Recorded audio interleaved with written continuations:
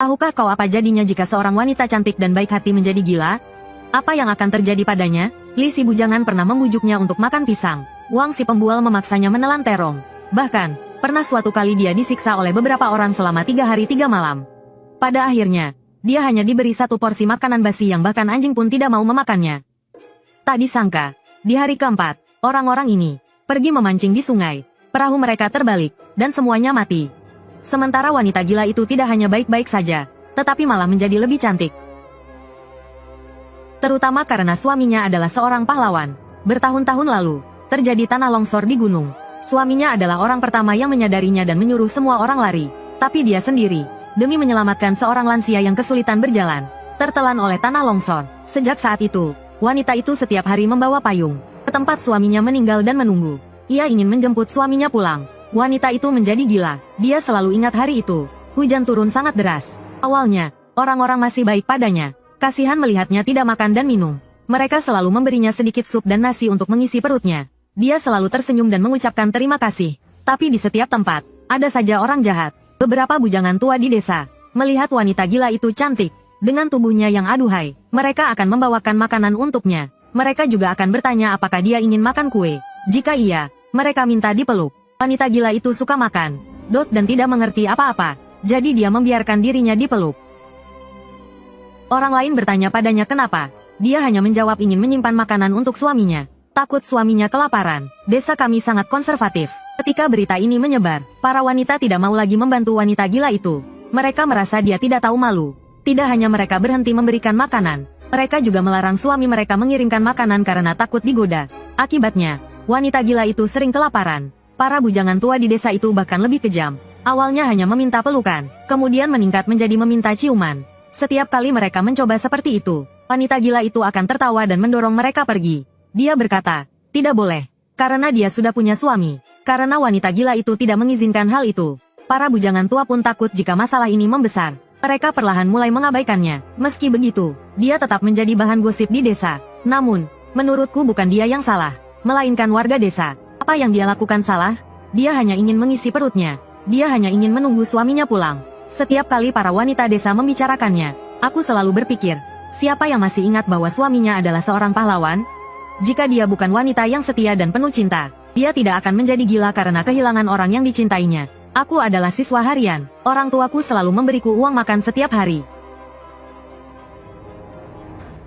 Mungkin karena aku adalah satu-satunya yang membantu tanpa pamrih. Seiring waktu, wanita gila itu menjadi akrab denganku. Kami sering bermain bersama. Bahkan saat hujan, dia akan berjalan sendirian dari desa ke kota kecil.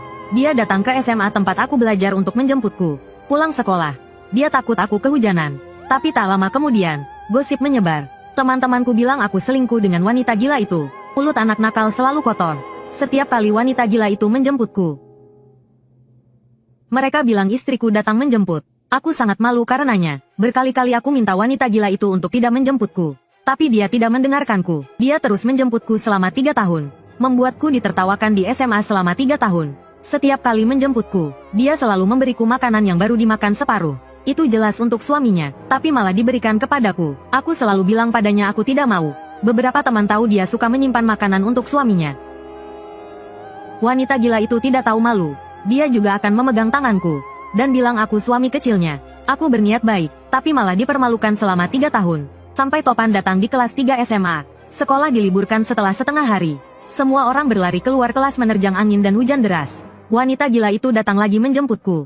Payungnya robek, dan dia basah kuyup kehujanan. Dia masih takut aku kehujanan. Jadi dia berlari dan dengan polosnya memberiku payung robek itu. Teman-temanku tertawa terbahak-bahak. Mereka bilang istri gila datang menjemput suami kecilnya. Dia malah terlihat senang, dan sambil tersenyum memanggilku suami kecil. Aku sangat marah, karena gadis yang kusukai juga ada di sana hari itu. Aku mendorong wanita gila itu hingga jatuh, dan menyuruhnya pergi. Aku bilang dia tidak tahu malu dan mengecewakan suaminya. Suamimu seorang pahlawan, kataku. Tapi kau malah mempermalukannya di sini. Kenapa kau tidak mati saja? Aku hanya bicara karena marah. Tapi hatiku benar-benar sakit. Itu pertama kalinya dia tidak tersenyum padaku.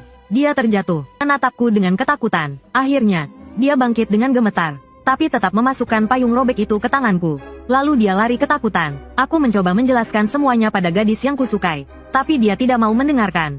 Dia bilang dulu dia cukup menyukaiku, tapi sekarang dia baru tahu aku pacaran dengan orang gila. Sangat memalukan. Aku malu dan kesal. Sambil memegang payung robek, aku berjalan di tengah hujan sambil menangis. Karena aku merasa sangat terhina. Tapi ketika sampai di persimpangan kaki gunung, aku melihat wanita gila itu masih menungguku di tengah angin dingin. Dia sendiri menggigil kedinginan. Melihatku basah kuyup, dia dengan polosnya mendekat dan memelukku. Dia bertanya apakah aku kedinginan. Hujan terlalu deras, membuat bajunya basah kuyup. Di depanku, samar-samar, dia terlihat sangat cantik, jauh lebih cantik daripada gadis yang kusukai. Aku teringat gadis yang kusukai menolakku, dan aku merasa sangat kesal. Aku langsung memeluknya. Awalnya, wanita gila itu mengira aku kedinginan. Dengan polosnya dia membuka bajunya dan ingin memakaikannya padaku. Tapi saat aku menciumnya, semuanya berubah. Wanita gila itu berteriak dalam pelukanku. Dia bilang dia milik suaminya. Aku berkata dengan kasar, "Bukankah aku suamimu? Bukankah kau selalu memanggilku suamimu?" Ku tak bisa menahan amarahku. Aku menyeretnya ke hutan kecil di dekat situ. Saat melihatnya menangis seperti anak kecil, hati ini dipenuhi rasa bersalah dan takut. Setelah kembali, aku tak bisa memaafkan perbuatanku. Aku terus berkata pada diriku sendiri, saat hujan turun lagi, jika dia menjemputku lagi, aku akan langsung meminta maaf padanya. Selama beberapa hari aku tidak makan siang, ingin menabung untuk mengajaknya makan enak. Saat hujan turun untuk kedua kalinya, aku pulang sekolah, dan merasa heran karena tidak melihat wanita gila itu. Kukira dia bersembunyi dari badai. Setelah sampai di desa, aku baru tahu, kalau wanita gila itu telah tiada. Saat ditemukan, dia sudah meninggal. Aku tidak sempat meminta maaf padanya. Aku tidak akan pernah tahu apakah dia bisa memaafkanku. Jenazahnya dibawa kembali ke desa. Aku melihat tubuhnya yang penuh luka. Aku berlari pulang dan menangis terseduh-seduh. Ku sangat membenci diriku sendiri. Aku bahkan tidak punya kesempatan untuk meminta maaf.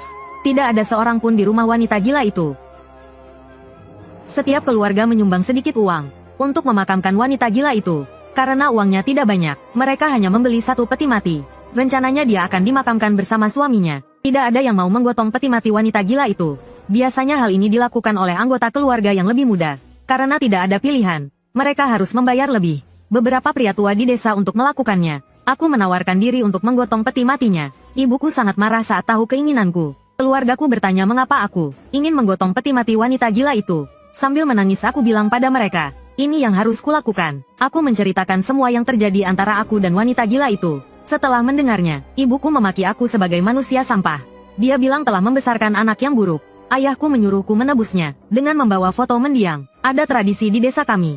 Orang yang meninggal secara tragis tidak boleh dimakamkan dengan upacara besar. Kami harus menggotong peti mati dan memulai ritualnya di tengah malam, antara pukul 23 dan pukul 1. Atau yang disebut jamzi.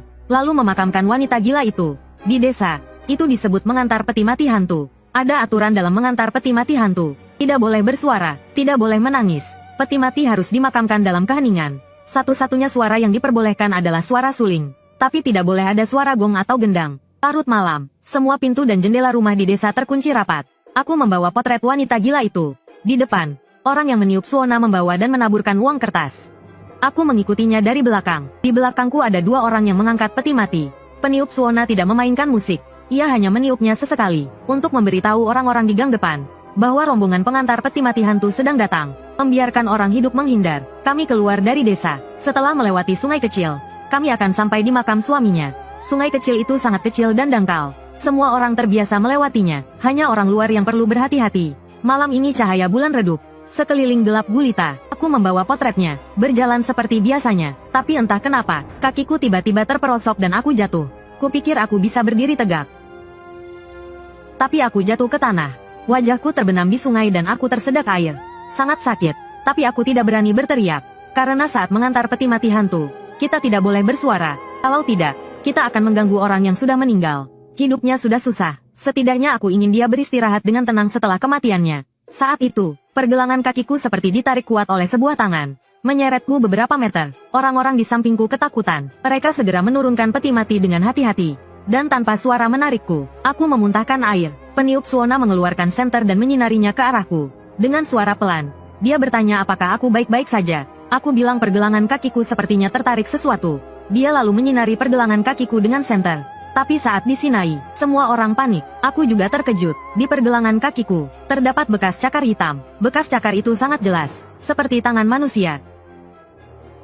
Peniup suona adalah tetua di desa. Dialah yang pertama kali menemukan mayat wanita gila itu. Melihat bekas cakar di kakiku, wajahnya langsung serius. Dia menyuruhku untuk tidak melanjutkan perjalanan. Katanya, arwah wanita itu tidak senang denganku dan akan terjadi sesuatu jika aku melanjutkan.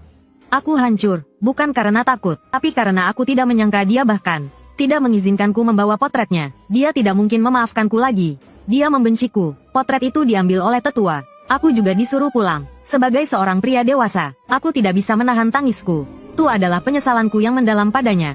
Keluargaku melihatku pulang begitu cepat dan bertanya apa yang terjadi. Aku menceritakan semuanya. Ayah dan ibuku ketakutan. Mereka segera memeriksa pergelangan kakiku. Tapi mereka tidak mengerti. Mereka hanya merasa takut. Ayahku khawatir akan keselamatanku dan langsung mengendarai becak di malam hari untuk memanggil seorang ahli upacara pemakaman. Setelah sang ahli datang, orang tua saya bertanya padanya apa yang bisa dia bantu. Mereka menceritakan semuanya padanya. Setelah mendengarnya, dia ingin melihat kaki saya. Setelah melihatnya, dia terdiam. Dia bilang itu jejak cakar hantu dan bilang saya sedang diincar hantu jahat. Seluruh keluarga ketakutan. Mereka segera meminta bantuan paranormal. Tapi dia menolak membantu. Dia bilang dia biasanya hanya menangani acara bahagia dan duka.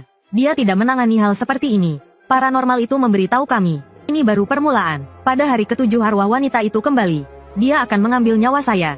Karena dia membenci saya. Dia sangat membenci saya sampai ingin membunuh saya untuk menemaninya. Paranormal itu benar-benar takut dengan hal ini. Meskipun ayah saya menawarkan banyak uang untuk bantuannya, dia tetap menolak. Dia bilang jika saya tidak ingin mati, saya harus lari. Semakin jauh semakin baik. Tapi meskipun bisa lari untuk sementara, akhirnya tetap akan tertangkap. Cepat atau lambat, saya akan ditemukan. Dan itu juga akan membahayakan keluarga saya di sini. Setelah mengatakan itu, dia pergi malam itu juga. Dia bilang anaknya sudah berbuat baik padanya. Mereka hanya bertengkar sekali. Jangan memaksa seseorang sampai mati.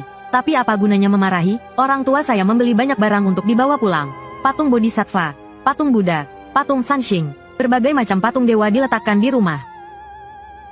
Saya tidak berencana untuk lari, karena dia sudah bilang dengan jelas, meskipun lari, cepat atau lambat akan ditemukan, dan akan membahayakan keluarga.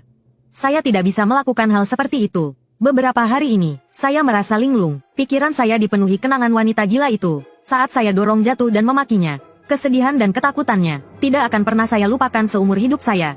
Katanya arwah kembali pada hari ketujuh. Pada hari ketujuh setelah kematian wanita gila itu, semua orang berpikir karena wanita gila itu biasanya tidak punya rumah dan selalu makan dari belas kasihan orang lain, dia mungkin akan pergi ke rumah siapa saja.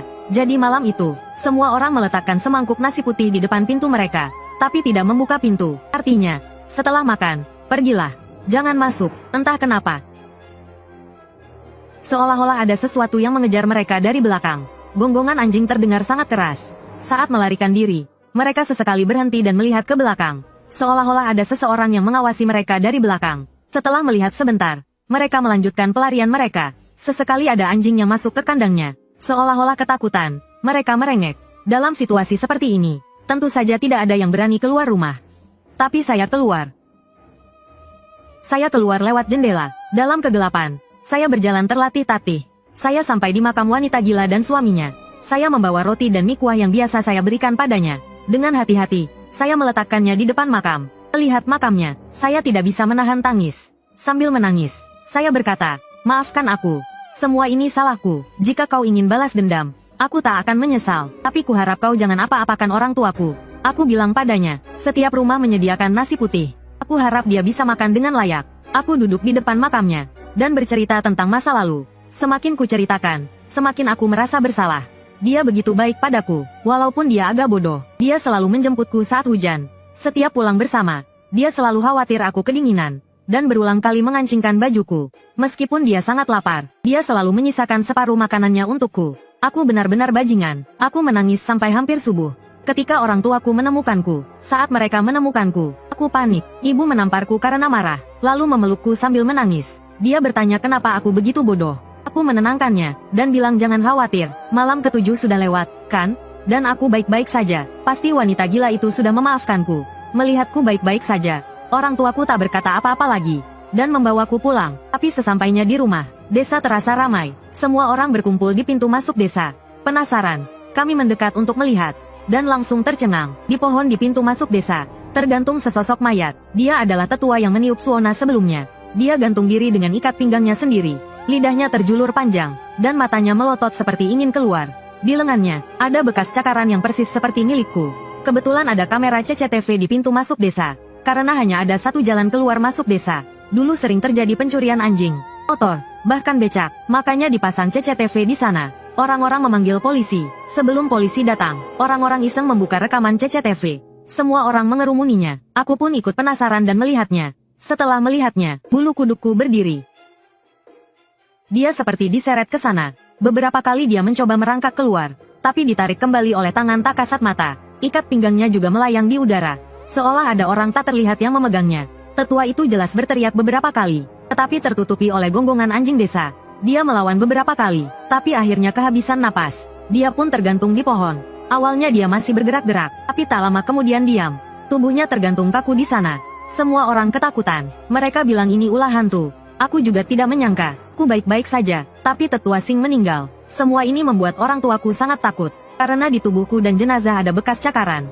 Polisi segera datang untuk menyelidiki. Mereka mengambil rekaman CCTV, dan meminta penduduk desa untuk tidak menyebarkan rumor. Menunggu hasil otopsi, mereka juga dengan tegas menegur penduduk desa. Polisi bilang jika menemukan mayat, hal pertama yang harus dilakukan adalah melapor ke polisi. Bagaimana bisa penduduk desa seenaknya menguburkan jenazah? Mereka bahkan menggali kuburannya kembali, dan membawa jenazah wanita gila itu. Katanya, dia juga akan diotopsi. Keluargaku baru saja kembali ke rumah.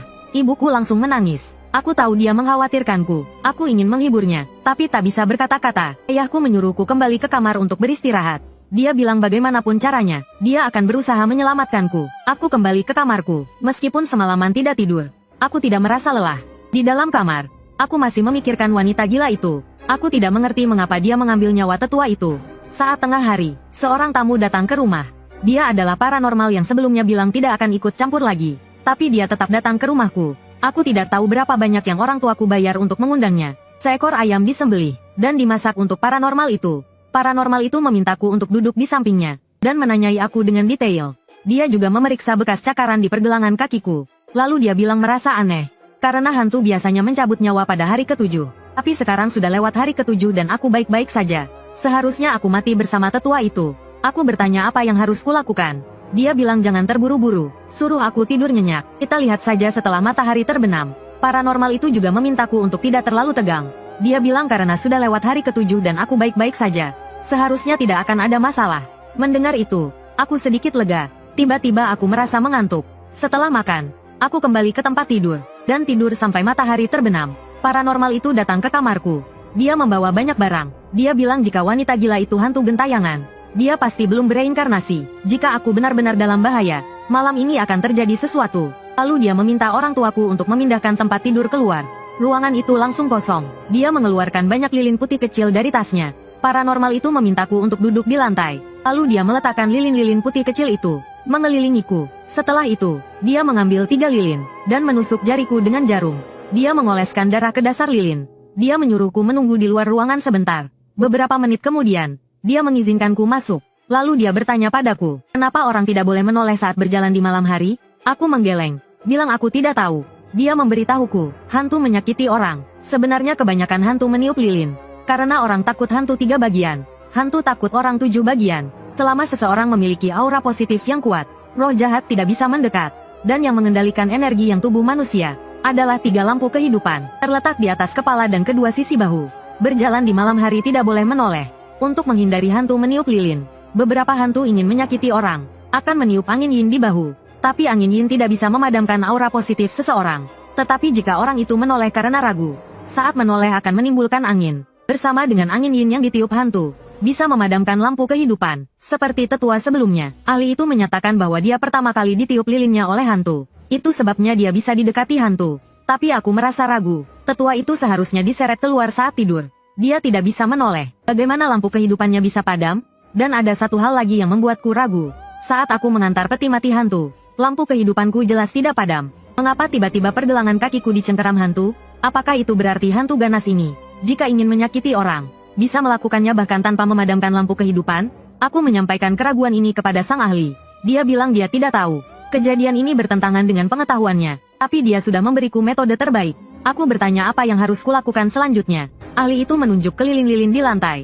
Dia bilang dia telah menyembunyikan ketiga lampu kehidupanku di dalam lilin-lilin ini. Jika hantu ganas itu datang malam ini, dia harus memadamkan lampu kehidupanku dulu baru bisa menyakitiku. Dan yang harus kulakukan adalah duduk di sini dengan korek api. Tidak peduli berapa banyak lilin yang dipadamkan hantu ganas itu. Aku hanya perlu menyalakan kembali semua lilin. Aku bertanya padanya, ada begitu banyak lilin di sini. Yang mana 3 lampu kehidupanku? Dia menggelengkan kepalanya, bilang dia tidak bisa memberitahuku. Karena begitu aku tahu yang mana lampu kehidupanku, mataku akan terus meliriknya, nanti akan ketahuan oleh hantu ganas itu. Dia juga memintaku untuk tidak panik. Energi yin hantu tidak begitu kuat. Memadamkan lilin membutuhkan waktu. Tidak akan terjadi semua lilin padam sekaligus. Dia memintaku untuk tidak gugup. Setelah menjelaskan semua ini, ahli itu bilang dia akan segera pergi. Dan tidak akan ikut campur lagi dalam urusan ini. Maksudnya, aku hanya punya satu kesempatan malam ini. Aku harus memanfaatkan saat hantu ganas itu lelah untuk berbicara baik-baik dengannya. Menyelesaikan masalah antara aku dan hantu jahat itu. Aku sangat berterima kasih atas bantuannya. Dia sudah berbuat banyak untukku. Aku bertanya padanya apakah ada sesuatu yang ditakuti hantu itu. Dia memberiku sebuah pisau. Katanya, pisau ini peninggalan seorang raja bandit dari zaman dulu. Pisau ini telah membunuh banyak orang. Membawa aura pembunuh. Jika pisau ini diayunkan tepat di antara alis hantu itu, maka hantu itu akan lenyap. Jika meleset dan mengenai bagian tubuh hantu yang lain, maka aura pembunuh pisau ini akan hilang. Dia berkata dengan sangat serius. Aku hanya punya satu kesempatan. Sebenarnya aku tidak yakin apakah aku akan menggunakan pisau itu untuk menyerang wanita gila itu. Aku merasa akulah yang menyebabkan kematiannya. Bagaimana aku tega menyerangnya dengan pisau? Orang sakti itu pergi, meninggalkan aku sendirian di rumah. Orang tuaku mendengarkan sarannya, dan segera mengemasi barang-barang mereka untuk pergi bersembunyi di kota. Karena mereka khawatir jika hantu itu tidak bisa menyakitiku, dia akan menyakiti kerabat dekatku. Dan itu akan menimbulkan lebih banyak masalah. Mata ibuku merah karena menangis sebelum pergi. Dia memintaku untuk menjaga diriku baik-baik. Aku sendirian di kamarku, diam-diam memperhatikan lilin yang menyala. Hari mulai gelap dan suara anjing terdengar lagi di luar. Lebih keras dari sebelumnya. Tiba-tiba angin di jalan bertiup kencang. Membuatku merasa ada yang tidak beres. Beberapa orang di desa khawatir hantu itu akan membuat onar. Jadi mereka menyalakan lentera merah. Berharap bisa mengusir kesialan dengan kebahagiaan. Tapi anginnya terlalu kencang. Lentera-lentera itu tertiup angin dan terus-menerus membentur atap. Menimbulkan suara berisik. Api di dalamnya bergoyang-goyang. Dan akhirnya padam. Jalan di depan pintu menjadi gelap gulita. Anjing kami tiba-tiba merengek. Entah kenapa, dan berlari ke kandangnya. Saat itu juga, pintu di lantai bawah terbuka sendiri. Aku segera kembali duduk di tengah lilin. Aku tidak tahu mengapa pintu itu terbuka. Apakah tertiup angin, tapi ayah dan ibu jelas-jelas sudah menutup pintu sebelum pergi. Ruangan itu hening. Terdengar suara langkah kaki dari luar. Lilin di dalam ruangan mulai bergoyang. Cahayanya berkedip-kedip, jantungku berdebar kencang. Aku menatap pintu kamar dengan saksama. Sebuah kepala yang menyeramkan, perlahan muncul dari pintu. Wajah orang itu pucat, matanya hanya pupil tanpa bagian putih. Lalu dia diam saja, menatapku tanpa suara. Saat aku melihat wajahnya dengan jelas, jantungku berdegup kencang. Itu bukan wanita gila itu. Itu adalah tetua keluargaku yang baru saja meninggal. Dia berdiri di pintu dan menatapku sejenak. Lalu tersenyum aneh. Bahunya perlahan muncul, dan perlahan membungkuk. Dia menggunakan tangan dan kakinya, bergerak dengan cara yang aneh dan terpelintir. Perlahan-lahan mendekatiku, lalu dia berhenti di depan lilin. Aku menatap tetua keluargaku dengan saksama. Aku tak mengerti kenapa dia yang datang ke sini. Bukan wanita gila itu. Wajah sesepuh itu perlahan mendekati lilin. Lalu dia meniupkan energi yin. Banyak lilin yang padam seketika. Aku berusaha menenangkan diri, menahan tangan gemetarku, lalu menyalakan korek api, dan menyalakan kembali lilin-lilin itu. Sesepuh itu memiringkan kepalanya dan merangkak ke arahku. Mencoba menyentuhku, jantungku berdebar kencang, tapi aku terus mengingatkan diriku untuk tetap tenang. Aku hanya perlu menyalakan kembali lilin yang padam. Tiba-tiba, saat sesepuh itu hampir menyentuhku, tangannya seperti tertusuk duri, dan dia segera menarik tangannya. Syukurlah, orang pintar itu pernah bilang, setidaknya 2 lilin kehidupan harus dipadamkan, agar hantu bisa menyakiti orang. Artinya, dia belum memadamkan 2 lilin kehidupan, atau dia sudah memadamkan 2, tapi aku berhasil menyalakan 1 kembali. Baik aku maupun dia, tidak tahu di mana lilin kehidupan itu berada. Sesepuh itu tiba-tiba tertawa aneh. Tawanya sangat menusuk telinga, padahal mulutnya tertutup rapat. Suaranya seperti langsung keluar dari tenggorokannya, membuatku merinding. Pipinya menggembung lagi. Aku mulai panik, karena aku belum sempat menyalakan semua lilin. Kemudian, sesepuh itu kembali meniupkan energi yin. Kali ini hanya tersisa 1/5 lilin yang menyala. Aku sangat panik, dan buru-buru menyalakan lilin-lilin itu dengan korek api. Sesepuh itu kembali mengulurkan tangannya ke arahku. Tapi jarinya kembali tertusuk dan dia menariknya. Tapi aku tahu, jika ini terus berlanjut, aku dalam bahaya. Aku tak akan sempat menyalakan semua lilin ini sebelum dia meniup untuk ketiga kalinya. Saat itu, aku pasti mati. Aku berpikir cepat, dan hanya menyalakan sebagian lilin. Lalu mulai menukar posisi lilin-lilin itu. Beberapa lilin aku letakkan di depanku, beberapa di belakangku, agar tubuhku bisa menghalangi tiupan angin yin. Tindakan ini membuat sesepuh itu marah. Tatapannya padaku semakin tajam, tapi aku mengingatkan diriku untuk tidak takut padanya. Karena orang pintar itu bilang, semakin takut pada hantu, hantu itu akan semakin jahat. Sebenarnya aku tak menyangka sesepuh itu akan menyakitiku. Selain takut, aku juga marah. Aku buru-buru menyalakan lilin yang padam. Sementara si hantu itu kembali menggembungkan pipinya. Semakin panik aku, semakin canggung gerakanku. Saat dia hampir meniup lagi, kemarahanku memuncak. Aku memaki. Orang lain tidak menyakitiku. Kau malah menyakitiku. Kalau aku mati hari ini,